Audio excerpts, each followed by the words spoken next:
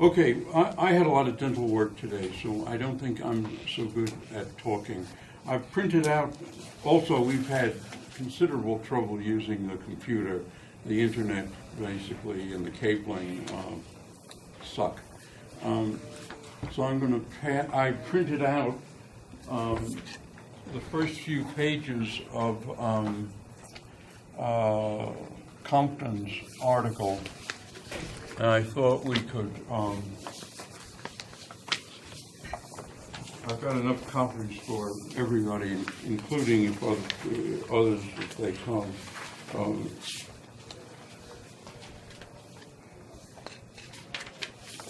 I also got a rather poor copy of Purcell's grant application. It's the best I could get over the web. Here are three of page one. It was done page one and page two. One was very terrible to see. Here are page, those are page two. Did I give you page one yet? No, I didn't. No.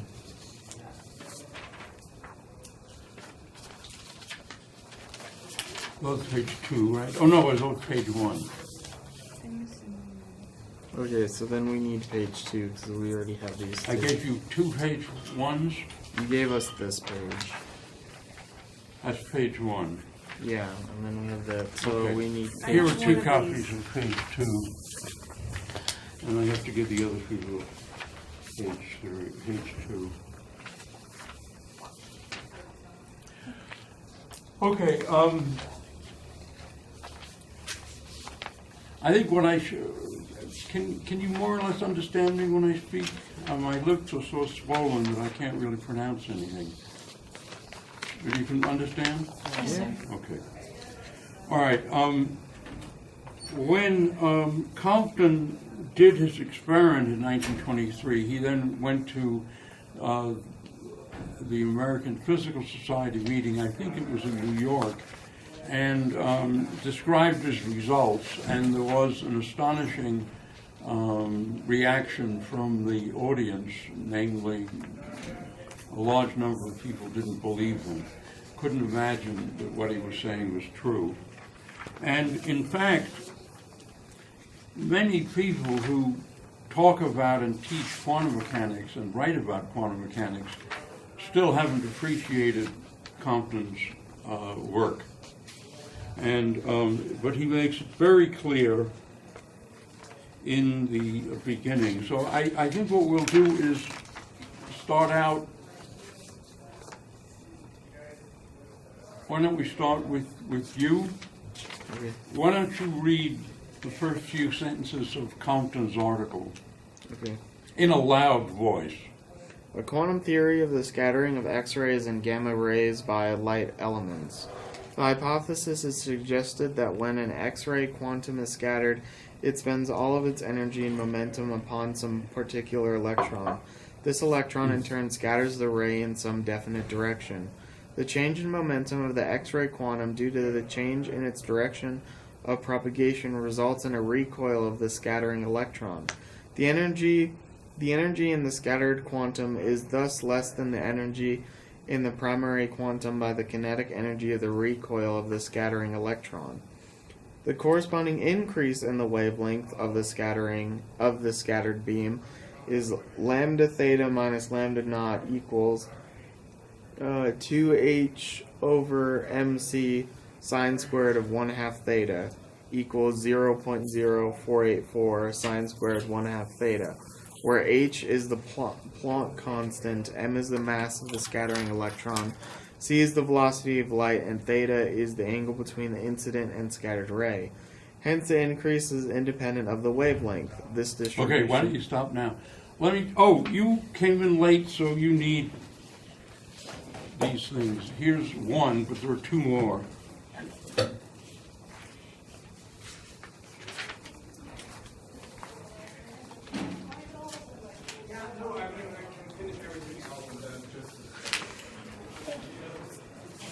Let me get these things separated. Okay. One, two, wait, stay.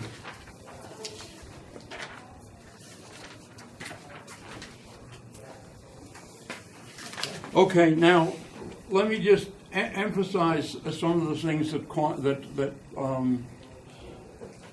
Compton is pointing out. It's that the electron and the photon are both particles. And the photon, let me first of all describe what the experiment is. He was shining the X-rays at electrons. Now, you don't just have a box of electrons. Instead, he had some piece of metal or crystal or thin foil, and he chose a light element. Now, why did he choose a light element? Because in a light element, the outer electrons are rather less tightly bound to the nucleus. In fact, all the electrons are rather less tightly bound to the nucleus than the inner electrons of heavy atoms. And so what was actually happening? A single photon was hitting a single electron in the target foil or crystal, and then he was observing the final photon. And what he's emphasizing here is that a single photon hits a single electron, interacts just with it, and then the two of them go out in their own separate directions. And so what quantum mechanics tells us, when you have the wave picture of the electrons and the photons and the wave picture of light, what you're describing is where most of the photons are, and quantum mechanics tells the photons and the electrons where to go. That is to say, the wave function tells the electrons and the photons where to go, and or at least where to go in the sense of assigning probabilities, a probability amplitude to each particular process. But what actually happens is that a tiny particle called a photon interacts with a tiny particle called an electron, and in a way that conserves energy and momentum and so forth. And what was shocking to the people at the American Physical Society meeting was that he was describing the light as composed of particles interacting with an electron as a particle. This was 1923, so this is before quantum mechanics was really accepted. So people weren't upset because he was describing the electron as a particle. They were upset because he was describing the photon as a particle. And even now, you'll hear some people talk about wave-particle duality in a mushy way, as though a photon weren't a particle, but were some common hybrid, mystical hybrid of a particle and a wave. In fact, it is a particle, so is the electron, but the wave functions, their wave functions tell them where to go on average, assign probabilities to their behavior. Is that clear? And as I said, in many books and quantum mechanics lectures by actual professors, this is not made clear. And in fact, the last lecture Roy Glauber gave in this department in a colloquium, he was at pains to point this out because he realized that many people still are foggy about this. If he had given this lecture in 1930, the opposition would have been even worse because they would have been confused about the electron being part wave and part particle. But fortunately, they didn't realize that electrons obey the rules of quantum mechanics and move where their wave function tells them to go, even though they are particles, tiny particles. And of course, we don't understand what either particle is, which is rather embarrassing.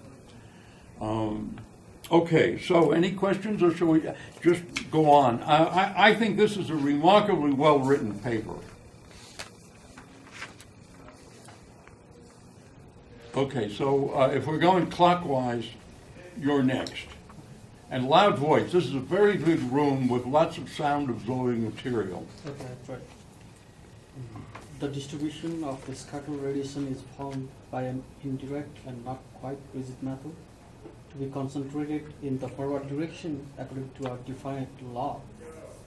I think it is quoted in equation 27, but probably we may not have. What's that on equation 27? I think you were reading in the right place. He stopped Yeah. with But- wavelength, so you start with the distribution of scattered but radiation. I'm wondering where is equation 27? Where We is have no- equation 27? Because it's not in the packet. We have no in the paper. Equation 27. Yeah, well, that's just, I mean, equation 27 is an earlier equation in which he simply put in the units. So let me look and see what it was. I didn't want to print the whole thing because I didn't think,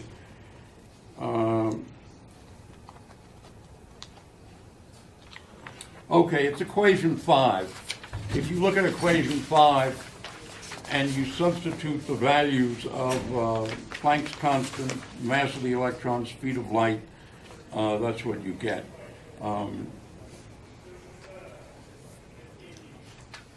H, by the way, H over MC, let me just write some of this on the board.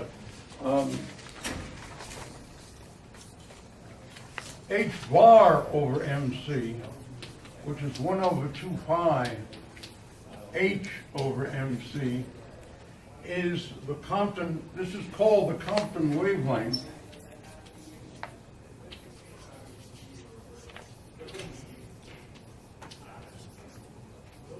Of the electron. As you probably learned or will learn in an ordinary quantum mechanics class. So this thing is, this equation here is lambda theta minus lambda 0 is 2 over, well, 2, it's actually 4 pi. It's 4 pi times lambda Compton of the electron times sine squared theta over 2, where lambda Compton is h bar over mc. And I think the Compton wavelength of the electron is something like 10 to the minus 11 centimeters. You want to Google it? Compton wavelength of electron.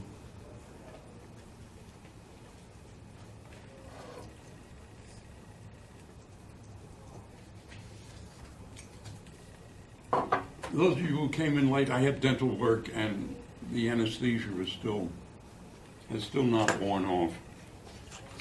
According to the, Google, it's 0.0243 angstrom. I'm sorry, Yeah, say it again. it's on CM. 0.0243 angstrom. Okay, angstrom is 10 to the minus 10 meters, right? Is that right? Yeah, that's always good in CM. Yeah. So this is, 0.0243. so it's 0.2 times 10 to the minus 11 centimeters. Meters. Well, 8. mhm. 8. 8, yeah. No, 8. This is so confusing. An angstrom is 10 to the minus what? Why do they use angstroms? For Minus God's 10. sakes. I don't know, it's Britain. Yeah, all right, can you get that down? Yeah. Yeah, I know, but I want to just search for something better. You can specify Okay. in centimeters.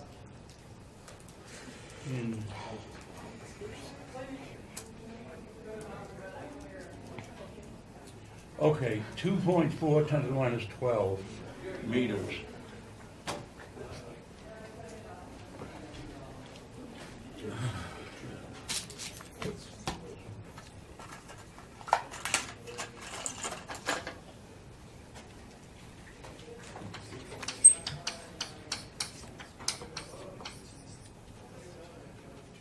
Okay, so that's 2.4 10 to the minus 10 centimeters, so I was off by a factor of 4. Anyway, that's where that equation, you don't need equation 27. Okay, so why don't you keep reading, but in a loud voice.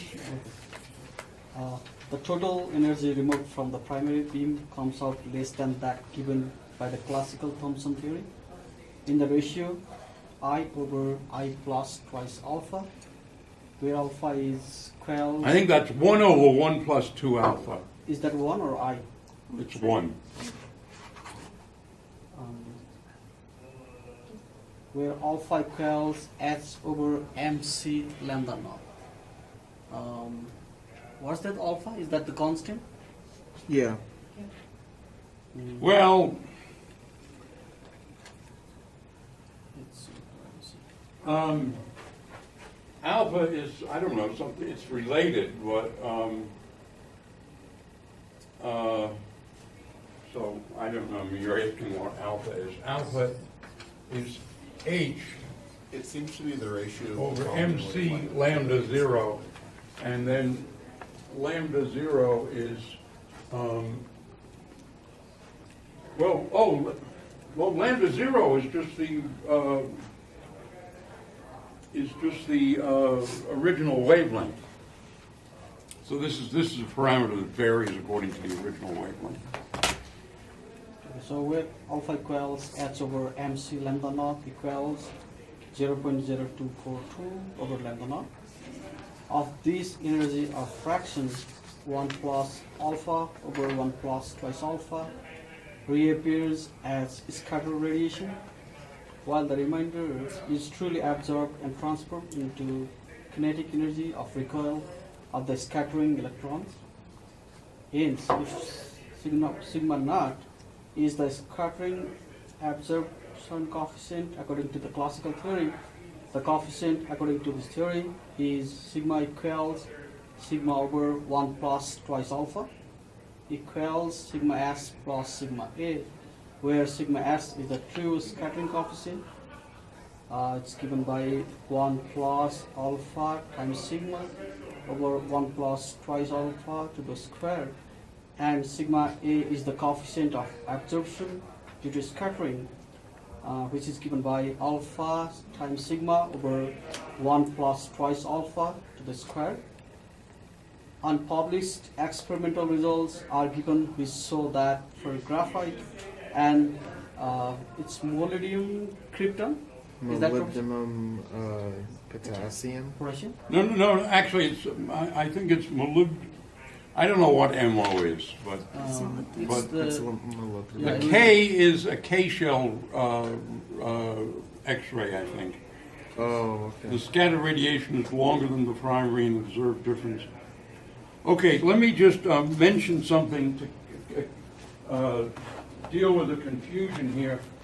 Alpha, in modern lingo, is the fine structure constant, and this is E squared over H bar C, or 4 pi H bar C.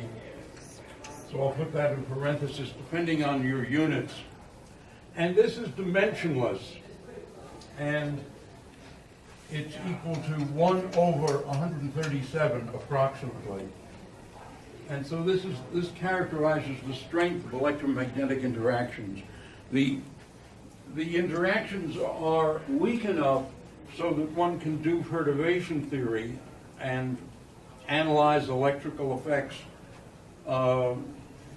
taking into account the linear effects and worrying about second order effects later. And it also means that in quantum mechanics and quantum field theory, one can do perturbation theory and get accurate results. The problem in the interactions involving quarks and gluons is that the effective coupling constant at low energies is much stronger, and you can't do perturbation theory. And so people really don't understand qualitatively what's going on in the scattering in the interactions of quarks and gluons at low energies. At high energies, the effect of adding in several orders of perturbation theory is that the higher orders cancel the lower orders to some extent in the case of non-abelian gauge theories, and the coupling constant goes down with at higher energies. And so at the LHC, one can use perturbation theory to compute the interactions of quarks and gluons, whereas when one tries to analyze why a proton is the way it is, 3 quarks and lots of gluons, and why one never sees the gluons and one never shakes the quarks loose, one can't really understand that. The weak interactions have a coupling constant that's very similar to this, but they appear weak because the particle that's exchanged doesn't have zero mass. It has a mass of around 80 or 90 GeV. It's the W boson or the Z boson, and that makes the it makes this coupling constant lower. The effective if you have charge, the Feynman diagram for the exchange of a gauge boson looks like that. And in momentum space, this would do something like Q squared over M squared plus P squared. P is the momentum of this boson going across, and M is the mass of that boson. So, and Q is E for electrodynamics, and it's whatever the coupling constant is for the strong interactions, and for the weak interactions it's essentially E. But the M is 0 if it's a photon going across, whereas it's 80 GeV, or 90 for the W or the Z. And so these interactions are effectively at low energies. You're going to ignore this term, and this is approximately Q squared over M squared. So the charge is reduced by a factor of the square of the mass. The charge squared is reduced by a factor of the square of the mass. And that's why that means that the weak interactions have electromagnetic strength only at extremely short distances, and so they appear weak because they are very short range. Excuse me, that constant works only for hydrogen-like atoms only, right? For the lighter atom amount? Well, I mean, yes and no. This is the fine structure constant, and it sets the scale of electromagnetic interactions universally. But at higher energies, it actually increases in strength a little bit. Calculating the energy levels of electrons in atoms becomes more complicated. For hydrogen, it's very simple. For helium, it's a serious homework problem or a take-home problem. And for higher atoms, it's non-trivial. Yeah.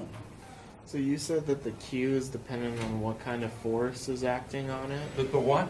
That the value of Q is dependent on what force, whether it's electromagnetic. Yeah. nuclear. This is yeah, in the sense that this is the charge or the coupling constant. Okay. I was And just So curious for what the values were. electromagnetic and weak interactions, it is to within a factor of 2, it's just E. Okay. For weak and electromagnetic. For strong, it's a much bigger number. And then what are the? I was just curious what the range of the numbers were. So, for example, what's weak to? You said the electromagnetic is E, but what is for weak and strong? Well, I forget exactly. It's Okay. but it's E is essentially the same E. Yeah. What makes the weak interactions weak is this M squared. Oh, okay. Okay. The other thing is just a factor that it's a group theoretic factor of how the electromagnetic interactions are incorporated into the electroweak theory. And then does that equal the force, or what does that equal? That expression? Well, if you have one electron going by and another electron going by, the main effect of force on it is due to this Feynman diagram. I've left out most of the Feynman diagram. There's spinners and so forth. Yeah. And all kinds of other stuff, density of final states, all sorts of technical stuff. But the essence of it is what's captured in his diagram, and this is the amplitude. You take the absolute value squared of that. Come here and pick up something. I have handouts today. One of these,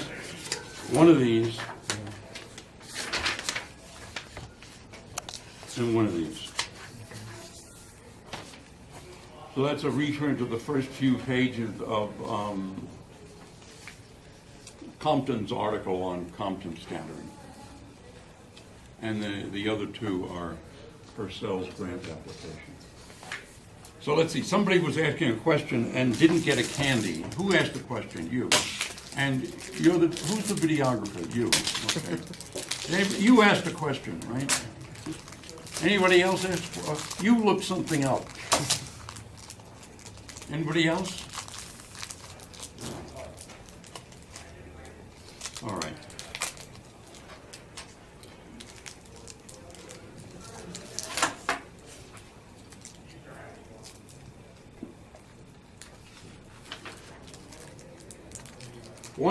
All right, let's see. Why don't we skip to the all right, wait a minute. Let's just see. I don't think we need. Well, all right. Hell with it. Let's just keep reading. Why don't you start reading from where he left off?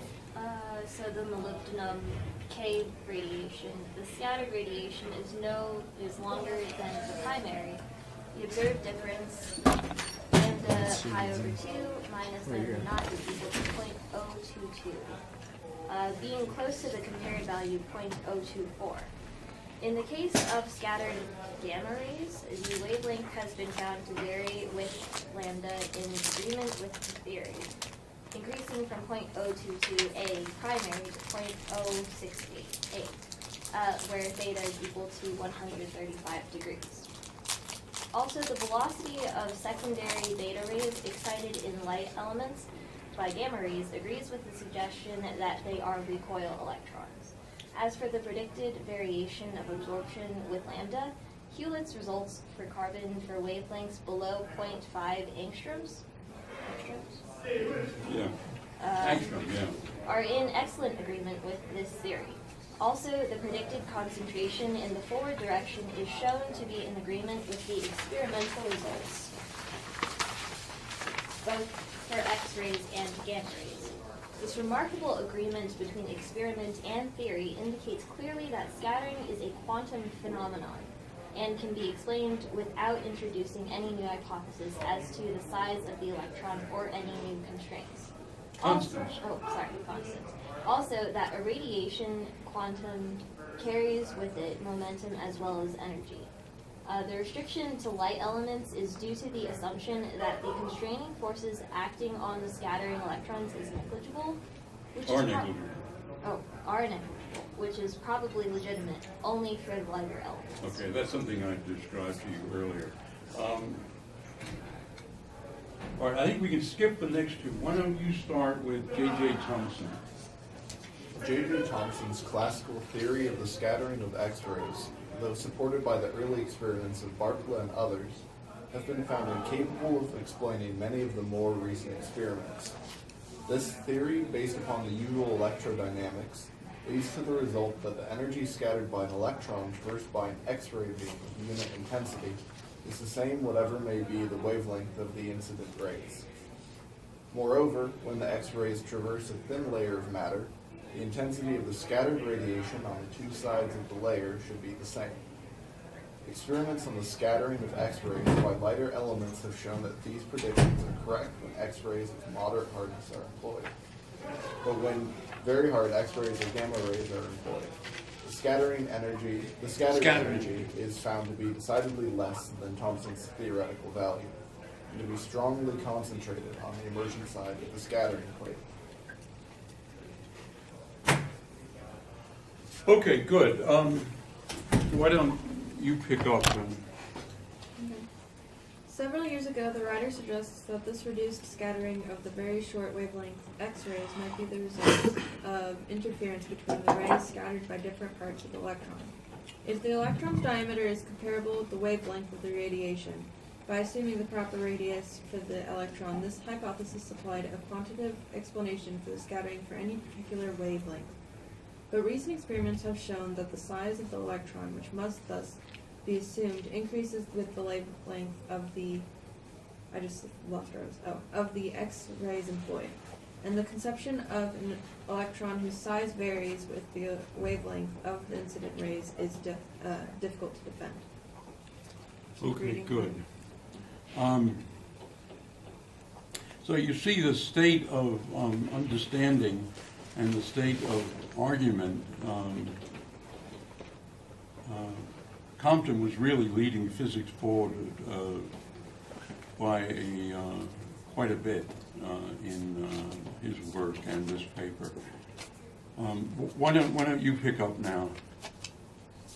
Recently, an even more serious difficulty with the classical theory of X-ray scattering has appeared.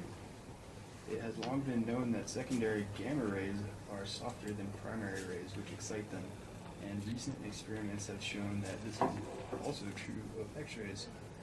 By a spectroscopic examination of the secondary X-rays from graphite, I have indeed been able to show that only a small part, if any, of the secondary radiation is similar to wavelength as the primary, while the energy of the secondary X radiation is so nearly equal to that calculated from Thomson's classical theory that it is difficult to attribute to anything other than true scattering. These results show that there is any scattering comparable in magnitude with that predicted by Thomson. It is of a greater wavelength than primary X-rays. Such a change... Okay, that's enough. Why don't you take over, Ivy? Such a change in wavelength is directly counter to Thomson's theory of scattering, for this demands that the scattering electrons, radiating as they do because of their forced vibrations when traversed by a primary X-ray, shall give rise to radiation of exactly the same frequency as that of the radiation falling upon them. Nor does any modification of the theory, such as the hypothesis of a large electron, suggest a way out of the difficulty. This failure makes it appear improbable that a satisfactory explanation of the scattering of X-rays can be reached on the basis of the classical electrodynamics. Okay, good.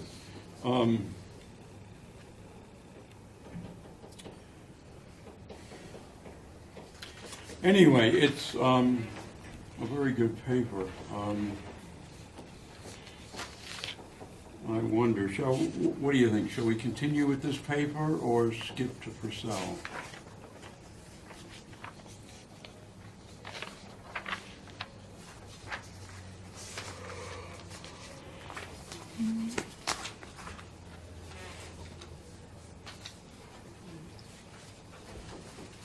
So let's see, where did you leave off, Ivy? Did you leave off at? I left off right before the quantum hypothesis of You left scattering. off here? Yes, sir. Okay.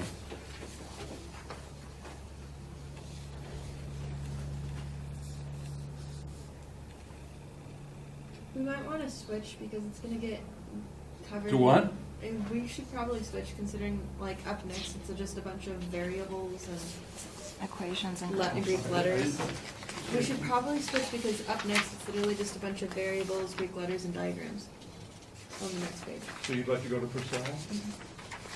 Okay, why don't we go to Versailles, and then if we have time, we can maybe do this one more paragraph on this page.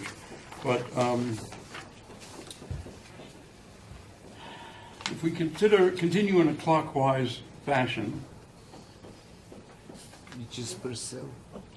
yes, but that's page 2. Okay, loud voice. Roman.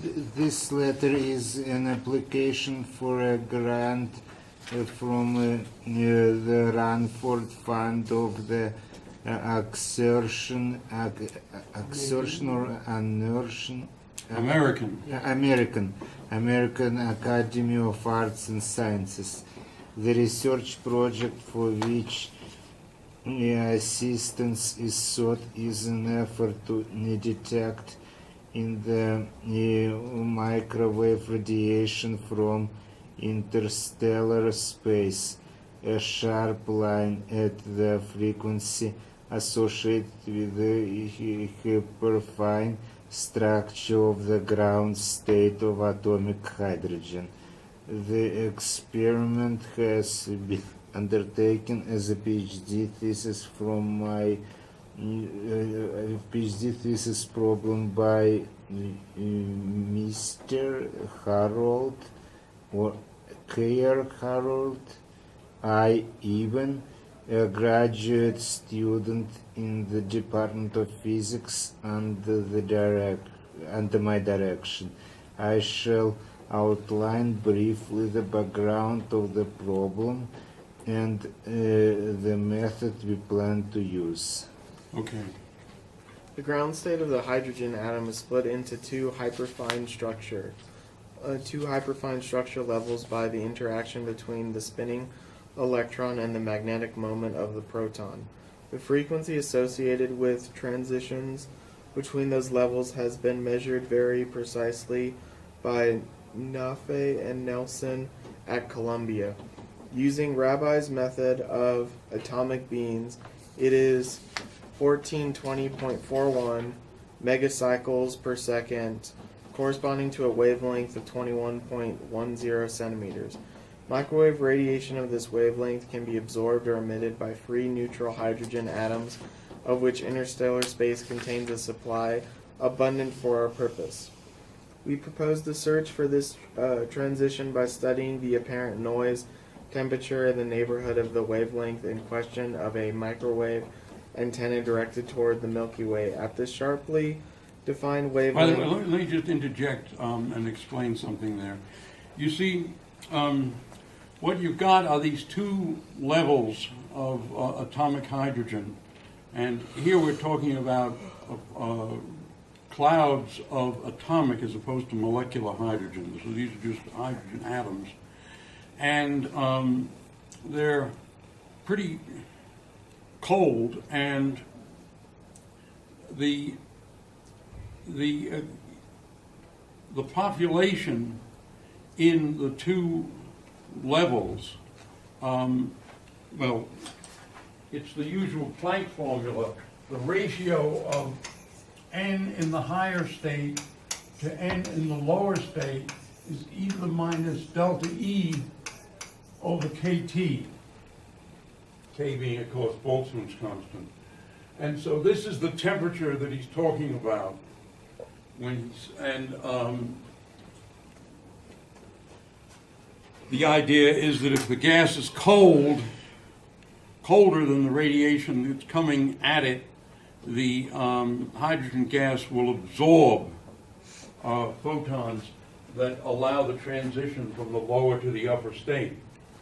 On the other hand, if the hydrogen gas is hotter than the surrounding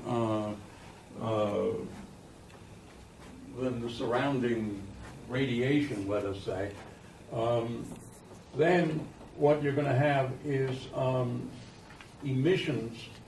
The region with the hydrogen gas is going to be brighter at this frequency of transitions from higher to lower because of photons emitted by the hydrogen. Okay, who was reading? You go continue. Why don't you continue then? Shall I start? We propose to search for this transition by studying the apparent noise Wow, temperature wow. in the neighborhood of the wavelength in question of a microwave antenna directed towards the Milky Way. At the sharply defined wavelength, we expect to find either a peak, bright line, or a dip, Fraunhofer line, in the apparent temperature, depending on whether the temperature of the hydrogen 1s higher or lower than that of the background. No, the hydrogen is, it's not 1s. It's just, Is? yeah. Hydrogen is higher or lower than that of the background of galactic radiation in this part of the spectrum. It is conceivable that the temperature of the hydrogen is so close to that of the background that no effect will be detected, but it seems unlikely that this situation will prevail in every direction. I have computed the transition probability, and on the basis of available astrophysical evidence, I believe there is a good chance that the line can be observed. Okay, next. The techniques to be used are those now familiar in radio astronomy, with an important simplification permitted by the fact that we are here for the first time dealing with a sharp spectral line. The antenna itself will consist of an electromagnetic arm counted outside the upper floor of the Lyman laboratory. The associated equipment consists of waveguides, a microwave oscillator, and heterodyne receiver, Heterodyne receiver. and various auxiliary microwave and low frequency circuits. Okay, next. I need not point out to you the astrophysical implications of the experiment if successful. It would give fairly direct access to the condition of the interstellar hydrogen, since by suitable calibration, a direct temperature measurement would be possible. It would be interesting also to study the redshift of this line. As physicists, we have another reason to be interested in the transition, as in any property of the hydrogen atom that can be measured with precision. Our best values of the fundamental atomic constants are based, in part, on the measured frequency of this transition. It is possible that the interstellar line, because of the absence of collision broadening, will afford an even more precise determination of the frequency. So in other words, what he's saying here is that the interstellar hydrogen atoms are just sitting there and aren't they're not at room temperature and at high pressure, and consequently they're not being buffeted by all the other atoms, as would be the case if we were trying to do the experiment on Earth.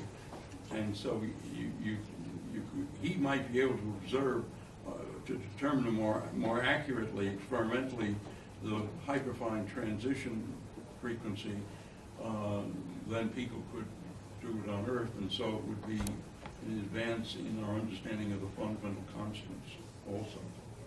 It also, of course, led to what became an enormous field in observational radio astronomy, namely the observation of the 21 centimeter line.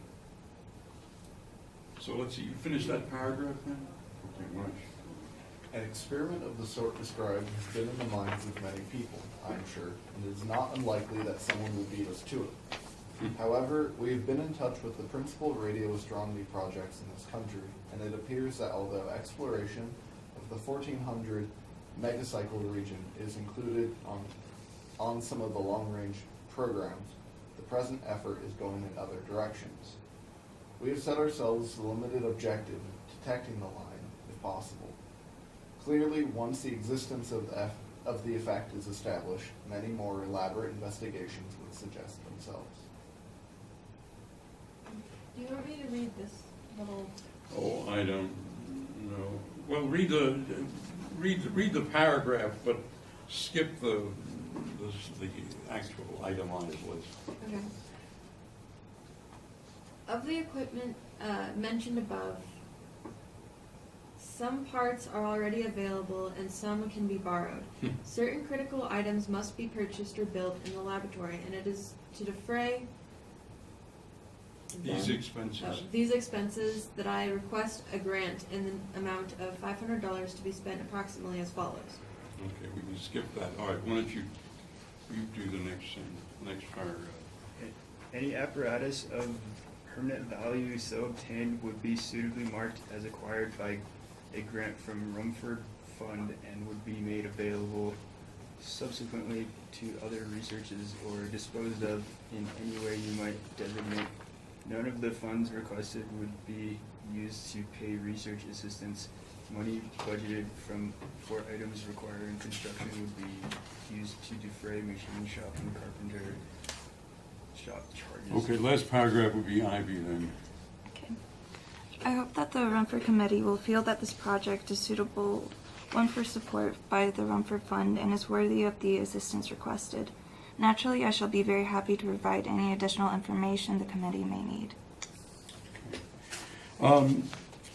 This was featured in a Physics Today article a couple of years ago as probably the best grant proposal ever written. Notice, however, that it wasn't sent out to the National Science Foundation. It was just sent to a professor in the astronomy department who was on a committee that distributed funds of a certain foundation. It turned out, of course, that the experiment was successful, and Purcell didn't simply rush into print with his results. Instead, he contacted two other groups who were also capable of similar measurements. One group was in Holland, and I forget where the other one was, and told them of his results, and they then used their instruments to confirm his results, and the three groups wrote 3 papers which appeared simultaneously, I think, in the journal Nature. Anyway, so that's Purcell was a remarkable physicist. Did I tell you the story of the graduate student who asked to do a thesis with him? Okay. This person was actually a medical student at Harvard Medical School, but he was bored with medical school. So he came to the physics department and asked Purcell if he could work with him. And Purcell said no. And so the student said, why? And Purcell said, because he didn't know what to do.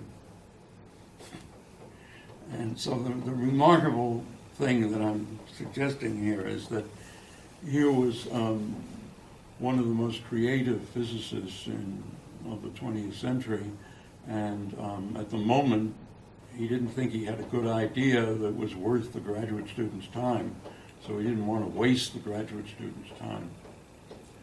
And instead, well, what actually happened was the graduate student persevered, and the two of them did some research and wrote papers that studied how bacteria and very small organisms make their way through the liquid environment in which they live. And that environment, the environment of a cell, is characterized by very low Reynolds number. Reynolds was an English engineer doing experiments on fluid flow in pipes, and he found that the nature of the flow depended upon a certain dimensionless combination of constants. Unfortunately, I didn't think to write it down. It's a ratio of 4 constants, but then is dimensionless. And if it's high, you have turbulence. And for example, it can be like 1,000,000 if you're talking about a whale that's surfacing in the ocean for air and then flapping its tail and going back under. Or it can be a lot less than 1 if you're talking about microorganisms in water, or the molecular machines inside a cell.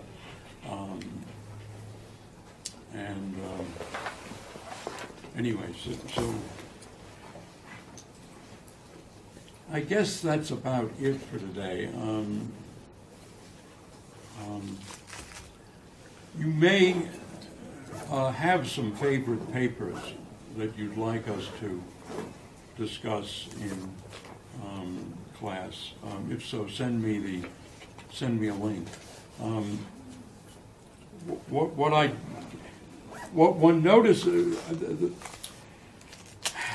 if you have something that's badly written, you can notice mistakes. In good writing, there are no mistakes to notice. You just see that that you can read the thing and understand what the person is saying, and it's kind of a transparent, effortless process. Although, of course, when you get into complicated equations, one has to study the equations and think and so forth. But it's hard for me to say anything about Purcell's writing or Compton's writing, except that it's just so clean and flows so well, and there's just nothing wrong with it. There's nothing to point out, and it'd be nice if other people wrote that well. All right, why don't you turn the thing off, somebody?